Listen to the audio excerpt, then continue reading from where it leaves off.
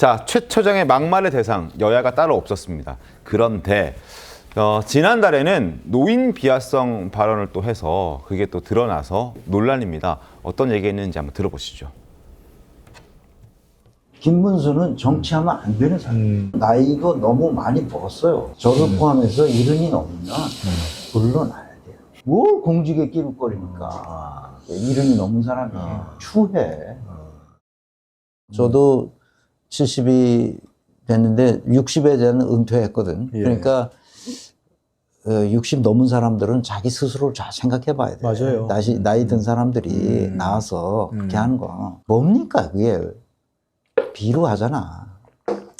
이재명 후보도 60 넘었죠. 그게 특별한 케이스는 인정해줘. 그렇지. 나. 아직도 뭐 짱짱하잖아. 짱짱해요. 짱짱해. 건강관리 잘하고. 목도 안 쉬어.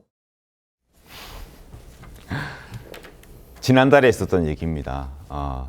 최 처장이 올해 56년생이거든요. 그러니까 우리나라가 흔히 우리나라 나이로 이렇게 얘기했을 때는 본인도 얘기했지만 본인도 70이 넘었어요. 이제 이른이 된 겁니다. 그런데 추하다. 이른이 넘어서 고위공직 자리에 그런 욕심을 내는 것은 추하고 비루하다라고 한 달 전에 비판을 했는데 본인은 지금 인사혁신 처장에 가 있습니다. 만약에 본인의 말을 다른 사람들에게 설득하기 위했다면 본인이 이런 제안이 들어오고 추천이 들어왔을 때 스스로 거절했었어야 본인의 주장에 부합하는 행동을 하는 그런 사람이 되지 않았을까라는 지적도 나오고 있습니다. 임재 변호사는 어떻게 보셨어요? 우리나라 헌법에 보면은요, 네. 누구든 성별이나 종교, 나이 이런 사유로서 차별받지 않는다고 규정이 되어 있습니다. 네. 이건 뭐 나이에 따라서 어떤 절대적인 기준을 마련해서 뭔가 차별이 있으면 안 된다는 의미도 갖고 있겠죠. 네. 물론 경우에 따라서는 뭐 고령 운전자의 운전을 제한한다는 그런 주장이 나온다거나 예외적으로 기본권이 제한되는 측면이 있겠지만 네. 사실상 이 발언 자체가 굉장히 문제가 될 수 있는 어떤 연령을 기준으로 해서 그것이 문제가 되면 어떤 원천적인 기회를 차단해야 된다.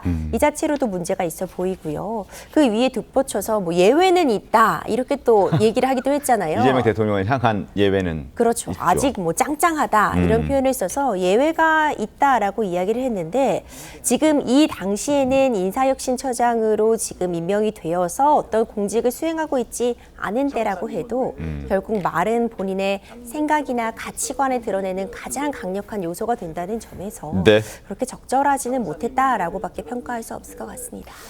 자, 지금 여러 논란에 휩싸여 있는 최동석 인사혁신처장인데 본인 스스로가 70 넘어서 공직에 기웃거리면 추하다라고 얘기를 했고 그리고 너무 비루하다라는 얘기를 했던 사람인데 본인은 지금 여러 비판을 받는 와중에서도 자리를 지키고 있다라는 건 시청자 여러분도 잘 생각을 한번 판단해 보셨으면 좋겠습니다. 자, 어쨌든 노인 비하성 발언이 논란이 됐었고 김문수 전 장관을 비판하는 과정에서 나온 이야기인데 김문수 전 장관을 향해서만 한 게 아니라 김종인 전 비대위원장을 향해서도 노인 비하성 발언을 서슴지 않았던 게 알려졌습니다. 김종인의 말은 쓸데없는 얘기인 것 같다. 나이가 80이 넘어서 지식이 없다. 나이가 80이 넘었기 때문에 지식이 없다. 이거 우리가 알고 있는 일반적인 상식과 많이 차이가 있습니다. 그만큼 오래 건강을 유지하면서 오랜 살았고 그런 과정에서 여러 가지 지식과 경험이 축적되어 노하우가 많이 쌓였고 더 많은 지식이 쌓였을 것이라고 우리는 보통 생각하는데 최동석 처장은 그렇지 않았던 것 같아요. 이동학 위원님. 그러니까 공직을 할 생각이 저런 것들을 보게 되면 전혀 없었던 것 같은데 네. 어떻게 이런 기회가 주어졌는지 전 도저히 모르겠고 그런 기회가 왔다 하더라도 본인이 뱉어놓은 말이 있기 때문에 네.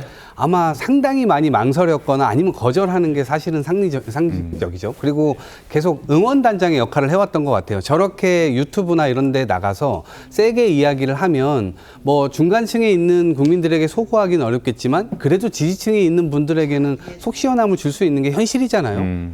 뭐 특히 이 유튜브란 매체는 더 그렇죠. 그렇죠. 훨씬 더 이제 그런 것들을 오히려 활용해서 그렇게 하는 측면도 있고 본인의 유명도를 그렇게 또 올리기도 하고 그런데 거기까지이고 공직으로 올 때는 전혀 다른 거잖아요. 그리고 네. 만약에 공직을 생각했었다라고 한다면 저런 식의 발언하기 어려웠겠죠. 그렇기 때문에 저는 공직에 온 게 다소 의아한 점을 지금 주고 있는 것이고 또 본인이 만들었던 잣대가 어느 한쪽에만 일방적으로 적용이 되고 또 다른 쪽에는 적용되지 않는다라고 한다면 앞으로 인사혁신처가 이런 부분들에 대해서 제대로 할 수 있을 것인가에 대한 의구심도 주는 거거든요. 네. 그래서 본인 스스로가 이러한 부분들에 대해서 어떻게 앞으로 신뢰감을 만들어갈지 이건 굉장히 중요한데 지금까지 보면 어제 사과문도 마찬가지고 어제 자리에서 발언한 것도 그렇고 그렇게까지 이렇게 신뢰감을 주는 모습이 아니었기 때문에 다소 걱정이 되는 건 사실인 것 같습니다. 알겠습니다.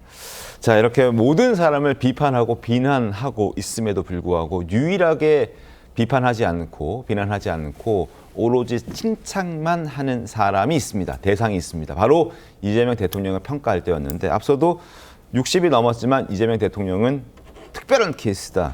짱짱하다. 목도 안 쉰다라고 얘기했는데 그 외에도 더 많은 말들이 있습니다. 들려드리겠습니다. 경기도 법인카드. 경기도지사가 법인카드를 쓴 거는 어떤 경우에도 경기도를 위해서 쓰는 거예요. 아, 직원들하고 샌드위치 사 먹었는데 점심 그거 제정신이 아닌 거야. 그래서 이 윤석열이 거기에 딸려 들어가서 그거 수사한 분들이 뭐야 이게? 아유 뭐 그 그런 검사들 전부 다 하여튼 다 족쳐야 됩니다. 난 쌍방울 대북선거 이거 이거 어이가 없어 어이가 없는 거야. 어이가 없는 거. 리오남인가 걔가 필리핀에 리오남이 오지도 않았는데 거기다 왔대. 돈 70만 불을 줬다는 거 아니야? 300만 불인가 400만 불인가? 말 같은 소리를 해야지. 그다음에 자, 이 정도까지 옹호를 하고 칭찬을 하고 있습니다. 경기도지사 때 법인카드 쓴 것 이거 어떤 경우에도 경기도를 위해 쓴 것이다. 저희가 잘 알고 있죠. 뭐 소고기 얘기도 있고 초밥 얘기도 있습니다. 그리고 뭐 샴푸 얘기도 있고 여러 가지 경기도 법인카드로 그런 것들을 샀던 것들이 있다라고 지금 알려져 있는데 그런 부분들도 다 경기도를 위해 썼다라고 지금 최동석 인사혁신처장은 이제 주장을 하고 있는 건데요. 윤준임 위원 어떻게 좀 들으셨습니까? 이게 무슨 거의 뭐 교주 정도의 느낌이에요. 그러니까 뭐든지 그냥 결국은 다 이재명 대통령에 대한 찬양, 칭송으로 다 연결이 되는 거죠. 그러니까 수사기관과 심지어 대북 송금 사건 같은 경우는 재판부가 이미 부지사, 이화영 부지사에 대해서 중형을 선고했잖아요. 맞습니다. 이게 우리나라 사법 시스템을 통해서 완벽하게 팩트가 다 완전히 공개된 그런 사건에 대해서조차도 이런 음모론적인 그리고 전혀 논리와 팩트가 맞지 않는 주장만 반복하는 저는 어떻게 이런 분이 우리나라 공무원들의 인사와 승진, 징계 그리고 직무교육을 담당할 수 있을지 정말 암울합니다. 정말 암울하고요. 그리고 지금 이분이 법인카드 말씀하시는데요. 그러니까 네. 결국은 모든 것은 이재명으로 통한다는 것인데 그럼 저는 똑같은 질문을 드리고 싶어요. 이따 우리가 다루겠지만 윤석열 대통령 당시에도 했던 여러 가지 일들 네. 다 결국은 다 국정을 위한 거 아니었겠냐. 이렇게 질문한다면 어떻게 답하겠냐는 거죠. 이재명은 되는데 윤석열은 안 된다. 이런 이중잣대를 갖고 있는 분이 인사를 담당하는 거는 상당히 편파적인 인사 가능성이 있고 네. 저는 이분이 화수분이라서 얼마나 더 갈지가 정말 진짜 오히려 흥미로운 상황까지 간 것 같아요. 그러니까 유튜브를 한 게 한 3년 정도 그렇습니다. 된다고 지금 뭐 하니까요. 아마 보고의 어떤 보물 상자들이 여기저기 지금 있을 텐데 하루빨리 본인의 거취를 정리하시는 거지 그나마 남은 명예를 지키는 길이 아닌가 하는 생각이 듭니다.